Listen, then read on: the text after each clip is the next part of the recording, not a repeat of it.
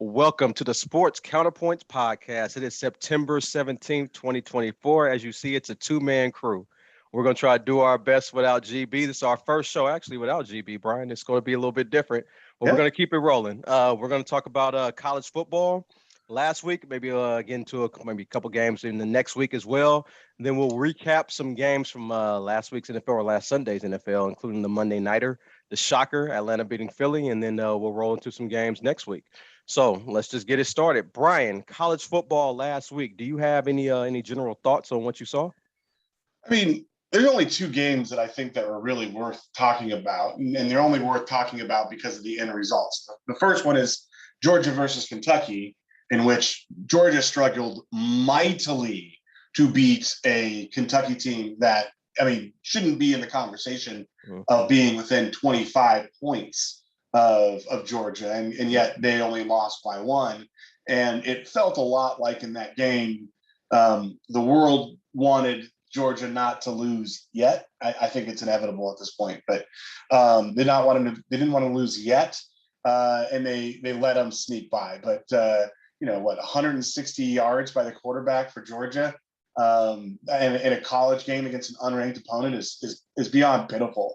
And then the flip side of it, and we can talk about it separately, is what happened with Texas. But do you have any thoughts on Georgia before we move on? No. All right. But then on the Texas side, you got the drubbing that Texas put on it, but that's not even the important part. The important part of the Texas game was, Ewers went down relatively early. Manning came in and just lit it up, right? So this is the second time that Manning's gotten an opportunity and just gone crazy. He only threw for 223 yards, but had 4 touchdowns. Not only did he look like the better quarterback on Texas, and their quarterback is considered to be the top of the QB draft before Shedeur, but he looked like he's the best college quarterback in the country right now, and he's the backup on Texas who's not playing.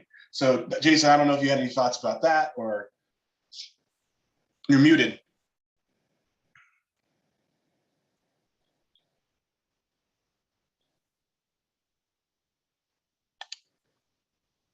Okay, so with Texas, I'm with you. They did flip-flop. Arch Manning does look like the better quarterback after a couple games. He didn't look like that early in his career, but it looks like he's probably, coming into his own now, and it's his time to kind of take over that program and see if he probably lead him to a national championship. But he does look like the better quarterback right now. I definitely agree. Everything you said, I definitely agree right now with Texas. And Texas right now probably is the better team, better than Georgia at this point in the season. No slight on Georgia, but Texas just, slightly better. I'll slide Georgia. Yeah. They only beat Kentucky by 1 point. That's right. I got you. A couple of teams that I'm not going to get into it, but I just being a Miami Hurricane fan, I love seeing Florida State lose. They're losing to everybody. DJ Uiagalelei, I don't know if most people know about him, but he's a very inaccurate quarterback, no matter where he plays at, what college he goes to. And he's been very inaccurate this season, and the coach Mike Norvell, I guess, gave him some public support by saying he's giving us a chance to win, and everybody who's watching the game is saying no, he does not. So, but he's still the starter right now, surprisingly. There's an NFL starter right now who I'm surprised is still starting, but we'll get into that later. Then the second team I want to get into is Boston College. Even though they lost to Missouri, as a person who has watched a lot of Boston College games, they're in the ACC like Miami, they are better with Coach Bill O'Brien than they probably ever been in a few years. They're actually really competitive, and they're a tough out pretty much for any team. They gave Missouri all the trouble they could handle. Missouri is ranked number 7 in the country, and they could have legitimately won that game. So Bill O'Brien is doing some things with Boston College. So I got to give him props on that. Other than that, I don't have anything else to say. I know we discussed this earlier. There were a lot of blowouts this year. I know I talked in our pre-show about Mississippi. They beat the Ole Miss. They beat Wake Forest 40-6. And I definitely think they're a national playoff contender. And they might not win, but they'll definitely be in the playoffs. They're a really good team. So good for Lane Kiffin. But other than that, I don't have any other thoughts. Good deal. Let's talk a little bit about this week. There's some really big games coming on this week. You're finally get back to actually some teams playing other teams. So we'll start, We'll start with Friday night because you have Illinois and Nebraska 22 versus 24 and a battle of Big Ten. teams, which is relevant because it's a lot of Big Ten teams just weekend kind of squaring off. Yeah. Do you have any thoughts on Nebraska versus Illinois? Nebraska's favored by 7.5. Yeah. Even though they're only two spots higher, and both teams are 3-0. Yeah, so I got to be honest, I really haven't watched much of Illinois. I've watched a couple of Nebraska games. I mean, we watched one together when they played Colorado. They're a decent team. They're better than they've been in a few years. The quarterback, I think, is a freshman. Riola is the only reason I'm going to watch this game, just to see how he handles this standalone game in the bright lights on a Friday night. But other than that, I don't really have much to say about Illinois. I don't even know who the hell their coach is. I see they're 3-0, but I mean, I don't know who they played. I didn't look at their schedule. But I mean, I'll just look at it right now. Illinois, they have played Eastern Illinois, Kansas, and Central Michigan. So nobody. So anyway, you got any thoughts on this game? Kansas was ranked 19th when they played them. So, really? Okay. Yeah, the only thing that strikes me is the Nebraska favored by 7.5. Like, Vegas is smart, so I'll assume that they've done some research. But when I see two 3-0 teams from the same conference, one ranked 22, one ranked 24th, I do not think more than a touchdown of spread. So that's the only thing that stands out to me. I'm going to guess that means Nebraska finds a way to win this, but I don't think this is going to be, a huge blowout. Also, when you have a 7.5 point spread with only a 42-point total, that seems like lopsided victory to be able to get those two numbers to kind of jive. But anyways, the other very large battle in the Big Ten this week is USC versus Michigan. Yes. And Michigan changed their quarterback, right? Michigan changed their quarterback. Yep. They're 2-1 after their loss earlier in the season to Texas, but their only loss is to the now number one team. They were 3 then, the now number one team. And so, before I jump in, what do you have to say about this matchup, Michigan and USC, and what you think will happen for this game? Well, I'm actually happy to see this game. I just like seeing matchups in college football. I think USC at this point in the season is the better team. We have to see how they perform on the road at Michigan. I don't know if the crowd is the 100,000 person crowd is going to affect USC. I don't know how it's going to affect their play calling on offense. But if you ask me who's the better team, it's USC at this point from what I've seen offensively and defensively. Michigan, we both knew we're going to take a step back. I thought they were going to take a big step back. And I'm looking at the point spread right now. It is USC -6 on the 5-6 on the road. That is saying something right there. I think USC is clearly the better team by looking at the spread. And I'm going to tell you something. I don't trust Michigan's offense. I'm taking USC. And I think they're going to cover the spread. So I think USC is going to cover the spread, and I do think they're the better team right now. But I think the main reason for that is that they're throwing a fresh quarterback into a huge game with a major spotlight on them. That's tough. Yep. And this matchup and how it worked out is actually made for USC to get lucky / take advantage of it. If you had an established quarterback in Michigan who's playing their third game, and even with a loss to Texas, looked like they felt comfortable under center, you could see how Michigan could use the big house to its advantage and possibly pull off the upset. But when you add the fact that a not so wonderful but playing much better USC defense gets to go up against someone in their first start in a major moment, it's easier to see why the Michigan quarterback will wilt than why the USC defense will wilt in that situation. So give me SC. I think it's advantage USC defense over that quarterback too as well. So I'm with you on that. Here's a bet for people who want to gamble on this game. So these games on Saturday, one bet I would take is Marshall +40 against Ohio State. Ohio State has a road game the following week against Michigan State. I expect them to get a big lead and pack that in. I don't think they're going to go for margin. So I would definitely take the +40 with Marshall. But there's another game, Brian. I don't know if you know about this, but there's Oklahoma State playing Utah. That's where I was going next. Okay. This is the same thing. One's ranked 12, right? Utah's ranked 12. Right. Oklahoma is ranked 14. It's only a 2-point spread, which is much more of what I was expecting with Nebraska and Illinois. So what are your thoughts on this one? The fact I can't trust Utah on the road in this one. They're a very good team on the road, at home, and on the road they can be beaten. I'm gonna go with Oklahoma State with this, just not even the spread, just outright winning this game against Utah. Should be a good game. These teams are really about even.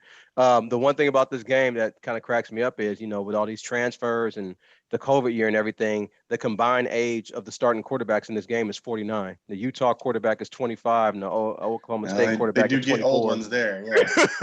That's So really interesting. I yeah, did not know about the age of the yeah, quarterbacks. they are both seventh year seniors, and conversely, the combined age for the Colts and Bears game coming up is 44. So I mean, it's 5 years less. But yeah, I'm gonna take Oklahoma State this game. I'll go the opposite side. I'll take Utah. It's not because of any other thing that I think Utah knows how to play. I know that having older quarterbacks, which Utah does, is their MO. And that's usually because they go and they do missions and whatnot. But it also means that they get people who aren't afraid of the moment. Oh, wait, Brian. I think that's BYU that does the Mormon missions. Utah doesn't. No, Utah has them too. BYU. Oh, they do. Oh, I didn't know school, that. But I don't know who the young man is. Well, okay. Not so young man is at Utah, but I think it's Cameron a statewide Mormon affiliation. Okay. BYU just does it as a matter of if you go to the school, you're expected to do it. Okay. But you get a lot of those kids at all of them. But anyways, you get much more older, mature people there. I think that gives them an advantage in that moment. I did not know that they both were hella old. We're seniors. Seasoned. Seasoned seniors. Right. But give me Utah to be able to do it. Also, I'm still, they used to be part of the Pac-12. I still have some affinity for them. I do think that the old Pac-12, the teams on there are better than the OK States and some of the Big 12 teams that they're now playing. Got you. Anything else you want to go? Tennessee, Oklahoma. They're both ranked. SEC teams. Tennessee, Oklahoma. I see that. Did not see that. Didn't know they were playing. Tennessee is favored by 7. That's probably a little bit. I don't think the best of Oklahoma, but that's probably a little bit too much to be given them. I think Tennessee should win, but it might be a very close game. I would say maybe 3 points. I'll take Tennessee in this one. What about you? Yeah, I would take Tennessee, and I actually think Tennessee will beat the spread at -7. The reason for that is Tennessee's played a ranked team so far this season, and Oklahoma hasn't. So I'm going to give a sizable advantage to the team that's gotten a little bit more under its fingernails so far. Okay. Now I won't be surprised. I don't know Oklahoma or Tennessee all that well. I haven't watched all their games. I don't know, all their stats and statistics. So this is just me kind of saying that based on who they've played and the record that they have so far, I would give Tennessee the advantage. And so that's the way I go. All right, last one. Berkeley is playing at Florida State. Okay, Florida State hasn't won a game. They're 0-3. Cal's 3-0. They beat Auburn too this year. They just drilled San Diego State at home. It's Florida State -2.5. Who would you take in this game? Florida State's winless at home. Favorite. I will take Cal. Really? Okay. A 3-0 Cal team versus an 0-3 Florida State team. Okay. So if there's any game that Florida State needs to win, it has to go all in. Will have to be this one. 3-0. I understand why they need to, but right. I don't think they're not that good. I mean, and I'm with you on that. To be honest with you, I'll take Cal too, and the reason why is defensively. I just think that the quarterback Florida State, DJ Uiagalelei, is a liability, and I think Cal is pretty good on defense. And as crazy as it sounds, I can't believe I'm even saying this, but yeah, I would take Cal on the road on the East. Wait, when's the time? Let me find out the time of this game. It's 1 o'clock. Let me make sure, but let me take, because this can decide everything. If it's early in the morning, 4 p.m. Eastern, 1 o'clock Pacific. Oh yeah, I'll take. Sorry, 1 o'clock Pacific. Yeah, I'll take Cal. If it was in the morning, like 12 p.m. Yeah, I'll take. Yeah, I get Cal. Okay. I'm with you. But cool. Yeah, I don't know, and again, I have an affinity for the Pac-12 teams that are now going other places. All right, off for college football for now. Yep. Let's move to the NFL next week. Let's move to the NFL. Yeah, that's right. Do you have? Let me start with the Thursday game. You got any thoughts on Buffalo? I know Tua's concussed again. You got any thoughts on Buffalo, Miami? Do you feel that you lost out? Miami has always had trouble beating Buffalo. This goes back. This predates Tua. This is just the two teams where for whatever reason, whatever they do up in Buffalo, they coach them how to beat Miami, even when Miami's a more talented team. Yep. So this game was not out of hand, but getting close to being out of hand before Tua got hurt. Yeah. So this wasn't like, oh, the only reason they lost is because Tua got hurt and the team went sideways. That's not what happened here.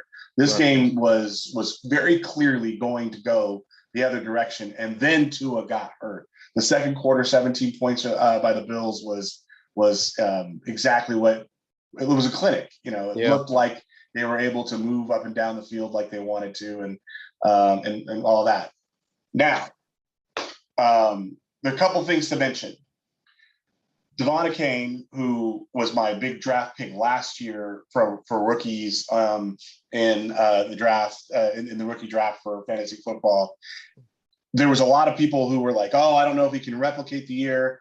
Mostert's going to come back and take it away. He was the entire offense for the Dolphins. He had 96 yards on the ground. He had 69 yards in the air and 1 touchdown, the only touchdown that they scored. And that, to me, just should solidify his role. Now, Mostert has played very well. He was, top 5 in the NFL in touchdowns last year. He deserves to have a spot on this offense. But what I think the world is seeing is that Devon Achane might be one of the top 7 running backs in the league right now, maybe top 5. But he's both a threat on the ground. He's both a threat in the air. And then the other thing that is kind of sad to say, you know that the most passing yards in this game was by Tua. Yeah, Josh Allen in a full game. Yep, was like played 139. All the snaps. Was only 13 for 19 for 139 yards. 139, so while they got the win, Josh Allen just hasn't looked like Josh Allen just yet. Certainly not the guy that a lot of people were drafting as the top QB this year. What are your thoughts? So I have a theory on why that Miami can't beat Buffalo. I just think they're just not mentally tough enough. I don't think their O-line is tough enough. I don't think their D-line is tough enough. I just don't think they're mentally tough enough. But for a decade? Yeah. I mean, seriously, it's just why I never buy into Miami ever winning a Super Bowl or being a threat. But this is why I said before we did our pre-show for the season started, why they should have kept Mike White. Why I was surprised they didn't keep Mike White, because you just cannot rely on Tua being healthy for an entire season. Now, I never want to see Tua, hurt or concussed, but he gets hurt the same way when he's always running. That's how he got hurt 3 times at Alabama, always running the ball, and he got hurt again running the ball. It's unfortunate. His body is, just. Whatever the case you want to call it. I really don't want to see Tua play football anymore, because I just don't want to see somebody die on the field. That's just me. But I'm sure he's going to come back. But it really sucks for me also, because I got Tyreek Hill as a fantasy starter, and without Tua on there, his stats are going to pretty much dip. But we'll see. But Jason, just remember, he threw 3 picks before he went down. He didn't get correct. It wasn't one of the picks. Yeah. At that point in time, it was a lot there. So there was other things at play. Yep. I agree with you on Tua, not wanting to see Tua play anymore. Someone asked me a while back, completely unrelated to this, if I liked the Cirque du Soleil shows. Yep. And I said, well, I used to like watching them when they used to put them on the Travel Channel. And the person said, what difference does it make? Why wouldn't you want to go watch them live versus see them on the Travel Channel? I said, because when I watch it on the Travel Channel, I know it's a recording and nobody dies. And the reason for that is when you watch something as dangerous as Cirque du Soleil, and I am comparing it to the NFL, you always have that worry that something bad will happen, really bad. That's the same feeling I have now watching with Tua on the field, because he put himself into the situation where he got hurt and injured and now out for at least 4 more weeks. He put himself into that situation. I would rather not watch every Miami Dolphins game that Tua is playing in, wondering if this is going to be the play that kills him, injures him. Yep. And then, of course, there's the sad irony of the player who got credit for the tackle. I do not think he did anything dirty at all. Literally almost died on the field 2 years ago. So Anyways, do you have any other thoughts on this? No. I'll just go some quick here. New Orleans, Dallas. Dallas got blown out yet again. They got blown out by Green Bay in the playoffs. A couple games ago, last season, whatever. But they got blown out by New Orleans. What do you think about New Orleans, man? At one point, they've had the ball 15 times this season and scored 15 times. They got the new OC. I think it's Clint Kubiak. He's part of the Shanahan tree. Yeah. Ever since he's been working with Derek Carr, man, they've been killing it. Any quick thoughts on this game, New Orleans, Dallas? So a couple. One is fantasy related, but Derek Carr looks proficient. He doesn't look like he's one of the greatest quarterbacks in there. He looks proficient. He looks comfortable running the offense. He looks like he knows how to use the talent that he has. Rashid Shaheed and Chris Olave and Jamal Williams and Alvin Kamara, so on and so forth. I think there's less gimmick in this offense. So the problem I always had with the New Orleans offense was Taysom Hill. Like they were always trying to throw him in here and do this. And it was like, what tricks is New Orleans going to put on there today? Now, Taysom Hill's a tight end who splits out. Like he they're should not be. Trying to do tricks. They're giving the quarterback the ball and letting him do his thing, and they're playing well. Yeah. Alvin Kamara was one of the people that I targeted because his draft stock had fallen so much over in fantasy football, and so he was a top 5 to 10 prospect for running back, and being drafted as like running back 11 and deeper into the second round. So I was targeting him.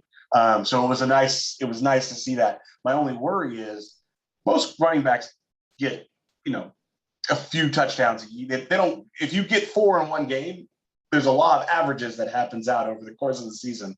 So I'm a little worried about that. But and then Dallas just sucks. I don't see them turning around.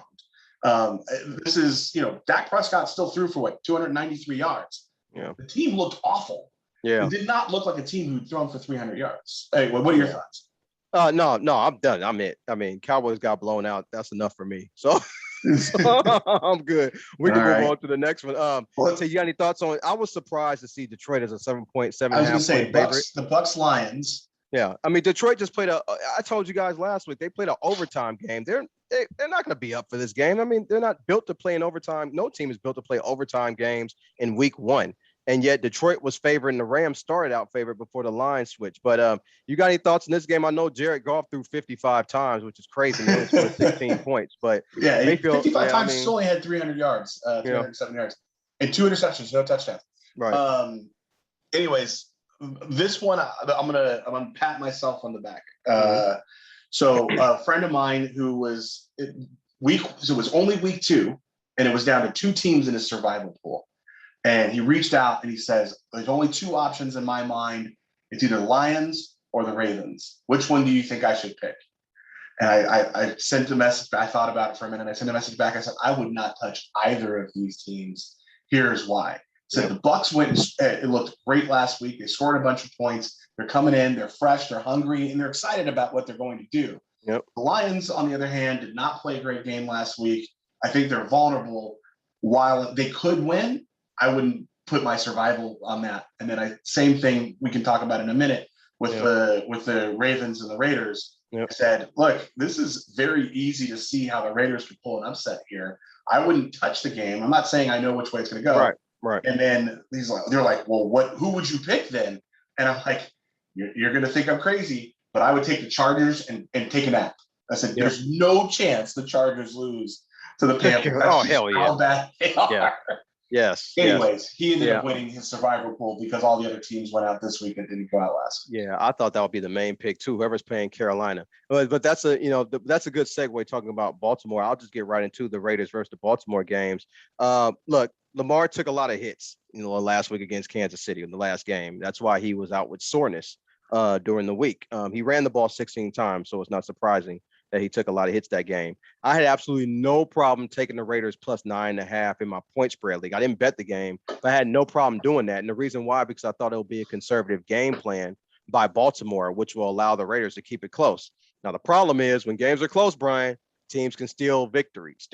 And that's what the Raiders did. They dropped the Ravens to 0-2. Yeah, exactly. They dropped the Ravens to 0-2. And people are still talking about, the Ravens defense is elite. You know me, I didn't buy that. They lost their defense coordinator. I don't think you can be elite with a guy who's never called plays before. I don't think the Ravens defense is elite. And I heard a guy last week, I forgot his name, but he was talking about the Ravens in Kansas City. And I know that it was after the game. I know that I said the last week's game. I know we disagreed on it, but I don't think last week's games is as close as people want to make it. I think that Baltimore and Kansas City are miles away from each other. I don't think those teams are close. And I think this game actually proved it. The way Baltimore lost, giving up 26 points to the Raiders, whose offense is really not all that, but the Raiders did what they had to do. I just think there's some kinks in that armor with the Ravens. I just don't think this is the same team, and I think their year was probably last year to win it. I'm not saying they're not going to go to the playoffs and they're going to be bad, Brian, but this is, to me, in your mind, does this like a different Baltimore team, or are you of the For opinion sure. still early? For sure. I mean, one, Okay. they're 0-2, right? So Right. they clearly aren't hitting on all cylinders. I do think that it has something to do with the defense coordinator getting used to it. I don't think that takes away from what they could do with and what they have the ability to do. Mm-hmm. I do think that they played a very good game against Kansas City. Kansas City usually starts off slow, so there is some of that, but I did think the game last week was close. This week, I think that, Las Vegas did what you're supposed to do, right? If you're a puncher and you're a heavyweight, you just keep on throwing them and see which one lands. And they landed one. They were able to, slow down Lamar Jackson, and who was already, a little out of himself, and they were able to find ways to win. Shout out to Brock Bowers. It's only the second game, and he had 96, almost 100 yards. The same amount of receptions as Devontae Adams. I mean, I think that Baltimore will get better as time goes on. They need to coalesce. It's a very different team. They're trying to figure out what to do with Derrick Henry. The saddest part about watching that game was watching them completely misuse Derrick Henry. They keep on trying to figure out, like, should we try and make him to scat back over here and all this other stuff? No, with Derrick Henry, you run him early, you run him often, and then you enjoy the fact that in the third quarter, people are afraid to get hit by him again, and he starts running over people. And the only way you can do that is if you keep on running him and you don't try and do tricks. Right now, I feel like the Baltimore offense is trying to be tricky. Yeah, I hear you. Okay. All right. Well, look here. We're not going to sugarcoat this. We're going to go straight to the 49ers versus Minnesota. I got other games I want to talk about as well, get your thoughts, but let's talk about 49ers versus Minnesota. So if those of you who don't know me and Brian, I think most of you do, Brian is a huge Minnesota Vikings fan. I'm a huge San Francisco 49ers fan. It looks like the 49ers don't know how to win in Minnesota because it hasn't happened since 1992. I mean, I'm pissed about this game, so I'm going to let Brian go first, so I can gather my thoughts together on what I'm going to say. So give me your thoughts about this game. Good victory, too, by Minnesota. Yeah, look, first of all, it was a good victory. And as I said last week, that I would take them on the point spread, but I was not expecting them to win. I was very happy. I did think it was possible, but not plausible that they were going to win. And, the progression of the Kevin O'Connell offense is really, really been impressive. Jason and I in week one, when we were watching it, I remarked to him numerous times that I like what they were doing. They were stretching the field deep. They were making throws in the middle. They were doing run plays to keep people out, to keep the defenses off balance. And the San Francisco 49ers is known for having a solid defense, and an even better offense. So here's the thing, and this is not an attack. This is just I get you. fact. Yeah, Brock Purdy had a bad day.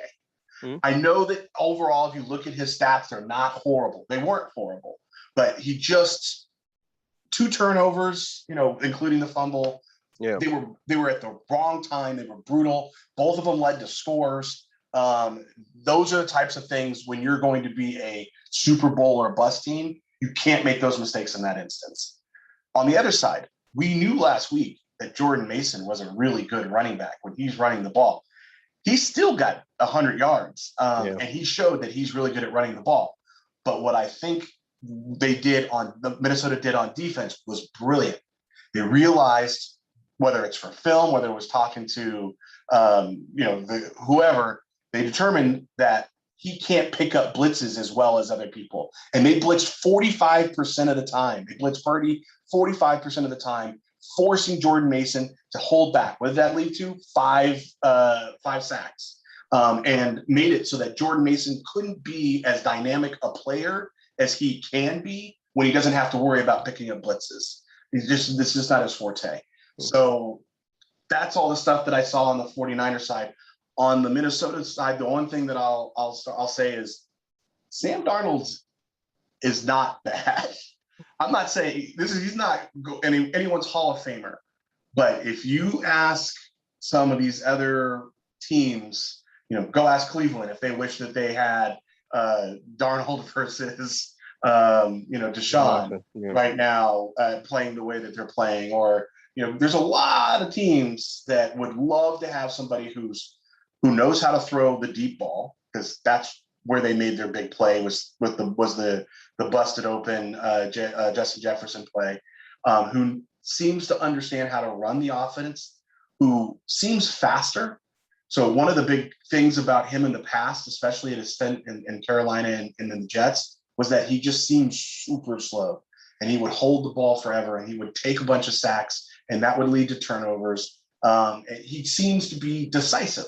And I don't know if that's Kevin O'Connell, or I don't know if could be, quite honestly, it could be the 49ers that he learned, and he gave a lot of credit in the post game about having learned how to play the position the right way in the 49ers organization. But whatever it is, it is nice to watch. I'm not saying that Sam Darnold should be the QB forever. He will be, based off of these two games, he will be a starter on a team next year, whether it's ours or someone else's. He's earned a career in the league based on how he's played so far.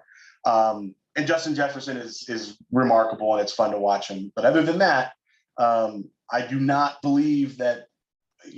I knew that the Vikings weren't going to be last, right?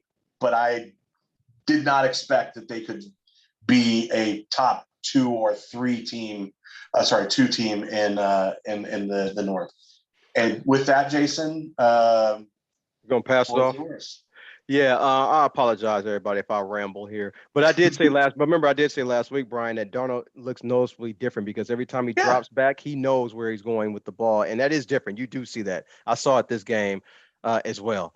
Okay, so where do I start? Okay, so in my point spread league, it was -6, I believe. -6. 49ers -6. And I was all set to take San Francisco until I thought about one thing.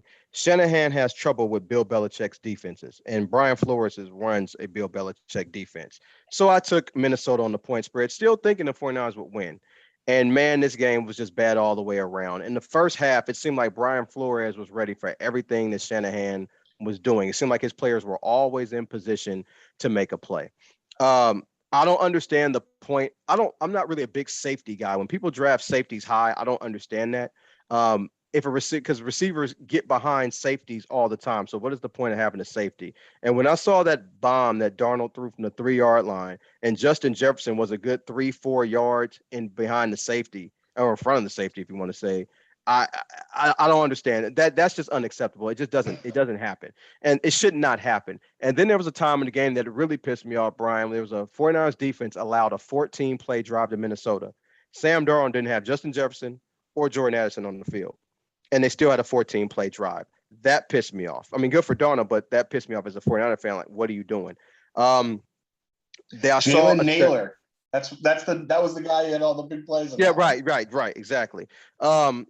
Purdy, speaking of Purdy, he's 14-2 against the NFC, Brian. He has both his losses are against Minnesota. I didn't know that. I'm perfectly Me either. I don't know that. He's 14. I like never that lost. Stat. Yeah, he's never lost to any NFC team ever. And then you look at what's that? Our corners, DM, I can't pronounce the name, Lenore and then Ward. Both of them had 32 coverage snaps that game. Ward allowed 10 yards with no catch to Justin Jefferson, and Lenore allowed 8 yards that game with no catches to Jefferson. So I don't understand why at least one of those guys wasn't shadowing Jefferson during the game. That didn't make any sense defensively. So I think it was a bad game all around. Now, I also saw a stat because, Debo couldn't get open that game again, just like the Super Bowl, but also saw a stat that through 2 games, the 49ers have the lowest average separation in the NFL, 2.9. So the receivers are just not getting open. They're not separating. And because of that, Purdy is first.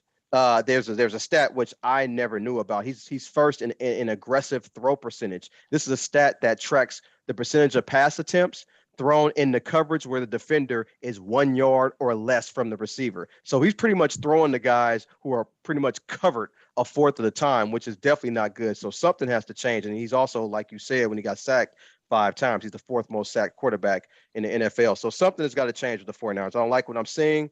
I did say we're going to lose 6 or 7 games this year, and I'll be surprised if we get back to the Super Bowl. Not saying it's impossible, but I would be surprised. This is one of the losses. I mean, they lost to Minnesota. Minnesota just played better again for the second straight year. I mean, they were the better team. The 49ers did not deserve to win. So it was a good win for Minnesota. No excuses. 49ers just need to play better. Pretty much. Any last thoughts? The only thing, I've heard from some of the 49er fans that, well, we keep on getting them without McCaffrey. Totally get it. I don't want to hear that. But I don't want to hear that. I don't want to hear that. Give a little credit. We had McCaffrey last year, didn't we? And then we lose. Yeah, but he was just coming off an injury. It was mostly it didn't matter. Yeah. But anyway, point being is that I just really think, everyone who watches or talk, I didn't think much of Kevin O'Connell's offense last year. I thought it was predictable. Right. Maybe that was a function of Kirk Cousins being in there, but they seem to fight decisive. And Darnold just seems to know where he wants to go with the ball based on the reads, and he does a good job. And I think it's at least going to keep me entertained, because I'm about to, for all these nice wins, I'm sure I've got some painful losses coming. That's heck of funny. I have to say this, Brian, just because, I'm into gambling or whatever. I don't know if you have any thoughts on this game, but Indianapolis versus Green Bay. This line actually first started as Green Bay -3.5, and then when Jordan Love out, and moved to Indianapolis -3 on the road in Green Bay, which is absolutely ridiculous. I'm saying this to all the people who gambled on this game and took Indianapolis. You're ludicrous. Okay. I don't think you understand. You have Anthony Richardson as your quarterback of a team that's pretty much better than Indianapolis. Green Bay is better all the way around the board. And people say, well, look what he did last week.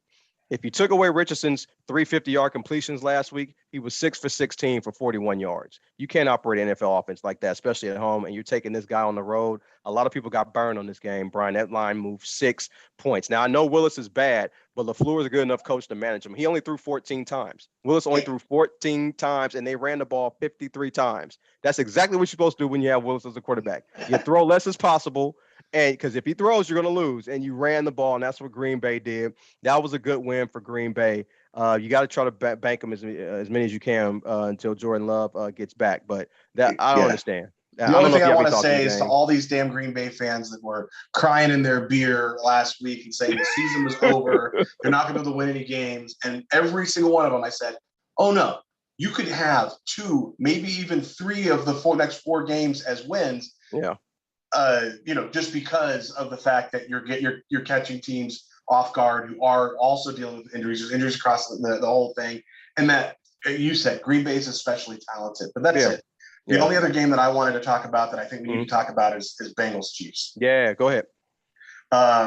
So it's just, these are always kind of punching matches, but I am getting a little sick and tired of watching the Kansas City Chiefs get crucial things. I did think that the PI was a PI. There's a lot of people who that play, but throughout the game, it just seems like there's just one extra call at a critical moment that gives Mahomes, who's the best quarterback in football right now, an extra opportunity, which he barely needs. But when he does, he always seems to get it.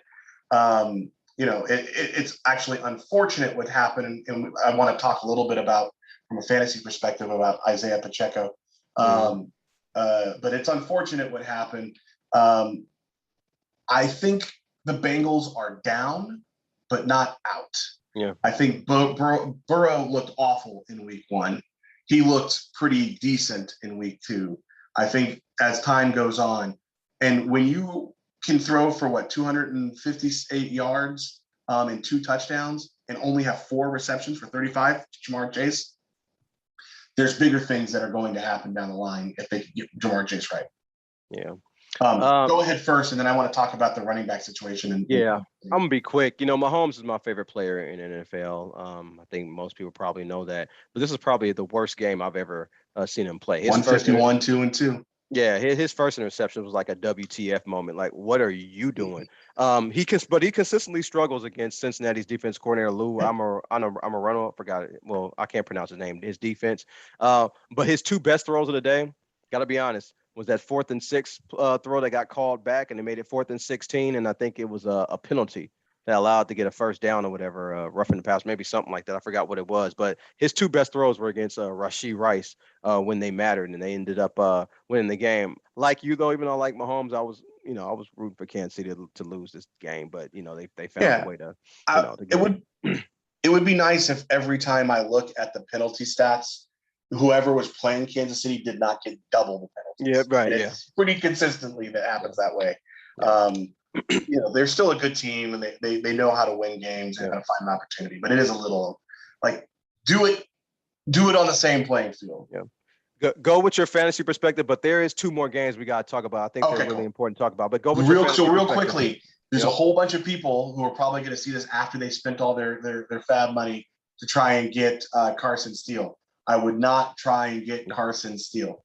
I would actually be looking at Carson Steele is the next one up because Clyde Edwards-Helaire is out on IR, and now Pacheco's out on IR with a broken leg.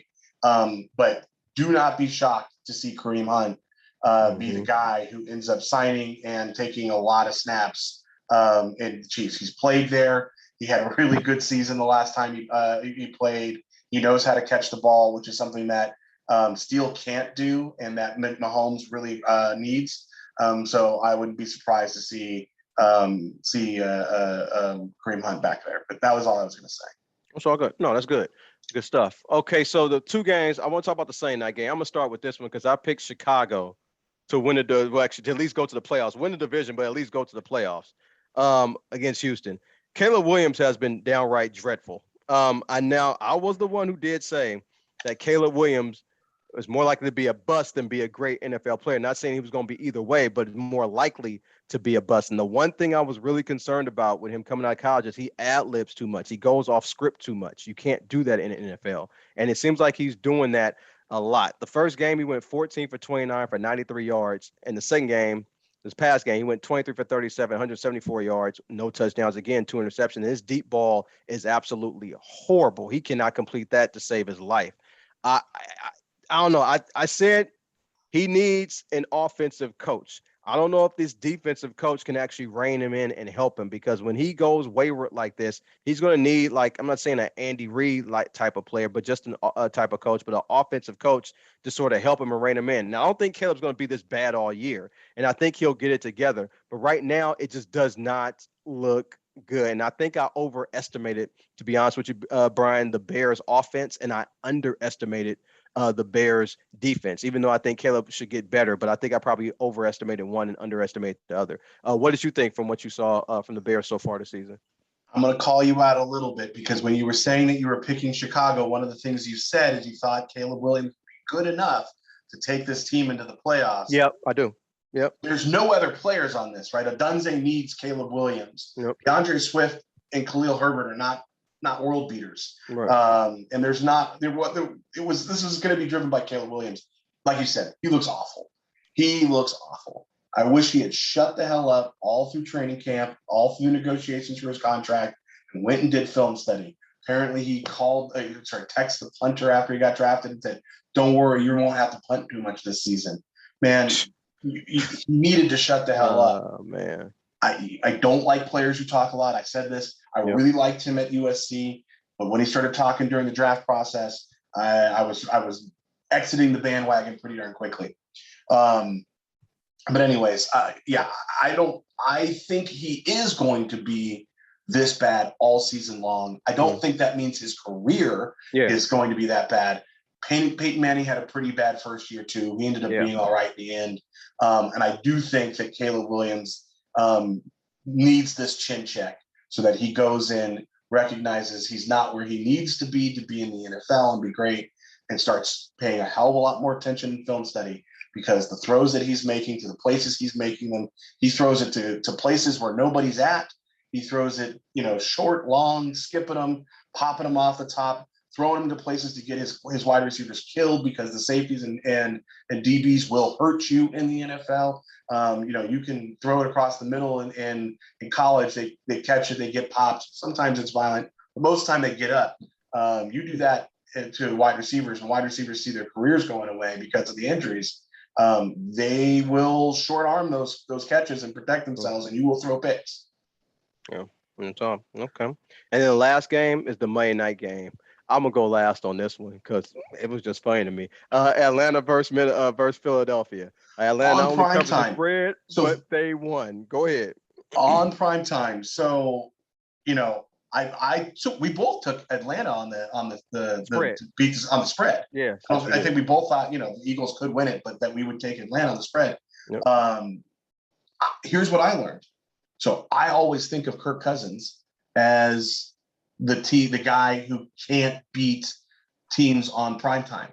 He's won his last 2 Monday Night Football games, both of which against the Eagles.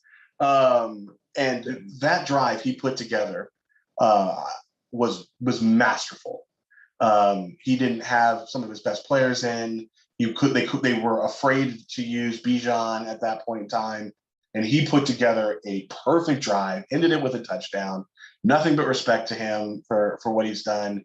But this is exactly the Kirk Cousins we know. He still only threw for 241 and 2 touchdowns. Yeah, this is what he does. Yep. You're like, I'm talking about how masterful his game was at 241 and 2 touchdowns. But credit to the Falcons; they deserve to win that game. There's something wrong in Philly. 183 yards, one touchdown, 1 pick, 23 for 30. They could not, again, this is week 2, that they could not get the tush push to be effective, that they were not effective in short yardage. They did some things that were really nice here and there, and they're not taking advantage of Saquon Barkley. Looks awesome. He looks dynamic. And instead, Jalen Hurts is trying to run out there and get his 85 yards. Give it to Barkley. What he does. Give it to Barkley. Barkley looks great. Go ahead. Yeah, so I'll start with Atlanta. Kirk Cousins, he looked immobile last week, and I guess he didn't play a game for a while, so I guess probably why he tried to get back coming off coming the injury. Yeah, exactly. He looked a little more mobile this week, which is good for him. I never thought Kirk Cousins is as bad as people try to make him, but he is a decent quarterback. Bijan Robinson looks good. He looks very good. And for those of you that are still drafting Kyle Pitts as your starting fantasy tight end, you deserve to lose every week. He had 3 catches last week for 26 yards and 3 catches this week for 20 yards. So at least he's consistent on the lower end. But this game right here, and the reason why I was laughing to start with is because if anybody knows me about football, they know I think Philadelphia and Jalen Hurts are a massively overrated player and team and player. All I'm hearing is yak, yak, yak. The Vic Fangio's running the defense. Well, he just gave up a game-winning touchdown on the road to Kirk Cousins in a primetime Monday night game. Oh, the Eagles got wide receiver Jahan Dotson. How did Washington let that happen? I've watched Jahan Dotson play, unfortunately. He has 1 catch this season for 6 yards, and he ran 25 routes last season. I didn't know Saquon Barkley, though, leads all running backs in drop passes since 2021. I did not know that. I thought he was probably better catching the ball. But that last drive, I had people texting me, watch Philly come back and win. And I told them, well, if Jalen is passing the ball on that final drive, you ain't winning. He has to run to be successful. I know you talked about earlier how he runs a lot, but that's part of his game. He has to run to be successful. And when he was passing that last attempt, it was only a matter of time. And then that interception came and the game was over. And I just laughed because Philly pretty much blew this game. They had it. And I know, so a lot of people are going to say it's just week 2. It's early. This is not a Super Bowl a contender. I think Green Bay can beat them in the playoffs. I think Detroit can beat them in the playoffs. I think a lot of teams can beat Philadelphia in the playoffs. I just don't think they're all that. I've always thought they were overrated, and this year it's and actually a player on the Philadelphia Eagles team is part of my hogwash segment. But yeah, I don't think Philadelphia is all that good. I think they can lose to anybody on every given week. That's just my personal take. That's not hate against Philly because I think they're overrated. I just think just by watching the last couple of weeks, Green Bay could have beat them. Atlanta just beat them. I think they can lose to anybody. But that's just my take. Any other last thoughts? Right. No, I think we've taken a little bit more time than we were allowed to get through this part. So we're gonna have to go quick on this week. Yeah, so let's go through a couple there's not a lot of good games. So let's start. This is sneaky good. Not kind of Green Bay and Tennessee. Green Bay's at Tennessee. You can just give me a pick. Who do you like in this game? Because I put a bet on this one. Who you like? It's Green Bay. I'm gonna go Green Bay. Okay, it's Green Bay +3 at Tennessee. I put a bet on Tennessee on the money line. I think Tennessee wins this game. Okay. I think And they I do. understand that. But I'm gonna stick with Green Bay on the talent. Okay. Yeah, Will And Levis is just still not the guy that I think, got you. 319 yards in 2 games. Oh, I'm with you. I'm with you on that. I think Tennessee wins this one though. Now All your right. game, Houston at Minnesota. So, This spread so is 2.5. here's the problem. Here's Mhm. the problem. I'm gonna jinx my team. They should win this game. This is a game they should win. The Texans went in and had problems beating Caleb Williams and the Bears, and Mhm. they did literally nothing. And the Vikings have played well, shown moxie. This is a trap game. I'm still taking the Vikings because they're getting 2.5 points. I would be Yep. stupid not to, because I think they would win the game on the money line if either way.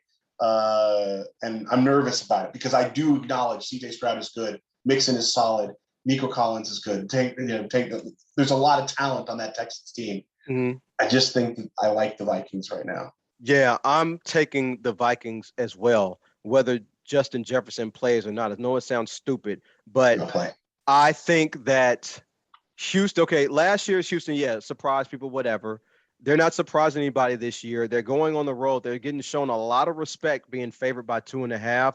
But I think the key in this game is that Minnesota is going to be able to run against Houston, and Houston will not be able to run that effectively against Minnesota, which will allow Darnold to make some plays in the passing game. That's why I'm taking Minnesota in this All game right. straight up without the spread. Let's go. Next Let's go game. faster. Hold on. Eagles Saints. Yep. You got Eagles and Saints. A 2-0 Saints team versus a 1-1 Eagles team. Yep. The New Orleans Saints are favored by 2.5. You got. Yeah, the New Orleans Saints favored about 2.5 at home. I got New Orleans to win this game. They're just playing really. They are firing on all cylinders this game. We always know there's a team that comes out smoking at the beginning of the season. This year it's New Orleans. What about I'm you? going to take the Eagles, and I Okay. think that they're going to figure out that this game can be won behind Saquon Barkley getting the ball often, early, and regularly. Okay. How Chargers and about Chargers? Yep. Chargers and Chargers in Pittsburgh. Steelers. Yes. It's Who you got? 2-2-0 teams. Yep. That both Pittsburgh's were, favorite. Pittsburgh's favored by 1. Yep. Who you got? Oh, I got the Chargers. I got the Chargers in this one. I got the better offensive coach. I got the better quarterback.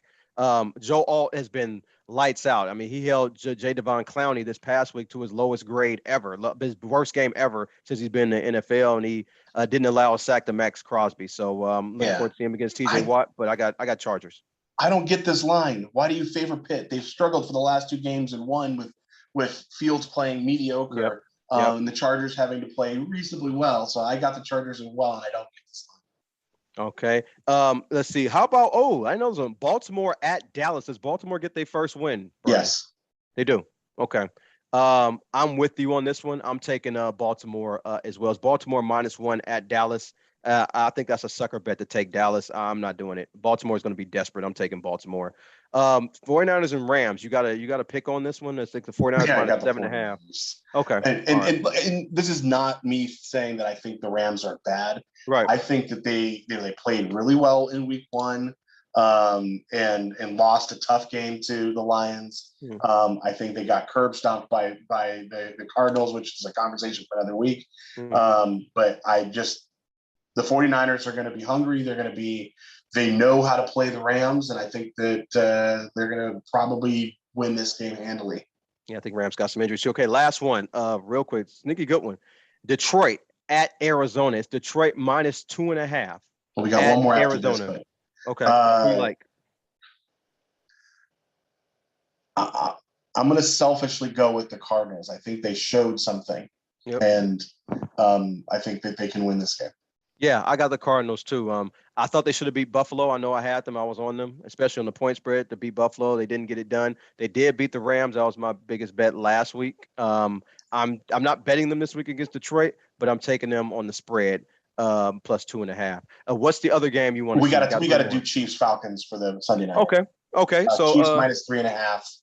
And in Atlanta against the 1-1 Falcons, who played pretty well last week. What do you got? Yeah, so I know this is a square pick, but I'm taking the Kansas City Chiefs. What about you? I'm going to take the Chiefs as well. Yep. I think that this spread is lower because of the injuries at running back, and I think that doesn't matter that much for the Chiefs. They'll figure someone, they'll plug it in, and it'll all work out. And I think they're going to win by more than 3.5. Yeah, I just think there's a better team. They got the better coach. I know people saw Atlanta come back against Philly. Yeah, I just think Philly and Kansas City are two different teams, two different styles. I got Kansas City. I know it's chalky, but I'm taking Kansas City. And and the next part, we're going to go to the hogwash. So you go first on the hogwash. Hogwash. Okay, my hogwash is going to be Alabama quarterbacks. Yeah, Alabama quarterbacks is going to be my hogwash. And I've said this. I watched college for years, and I said I would never, ever draft a quarterback from Alabama that played for Nick Saban. All of them are overrated. And I was just looking at the last 4 that were drafted. Jalen Hurts is 2-9 his last 11 games.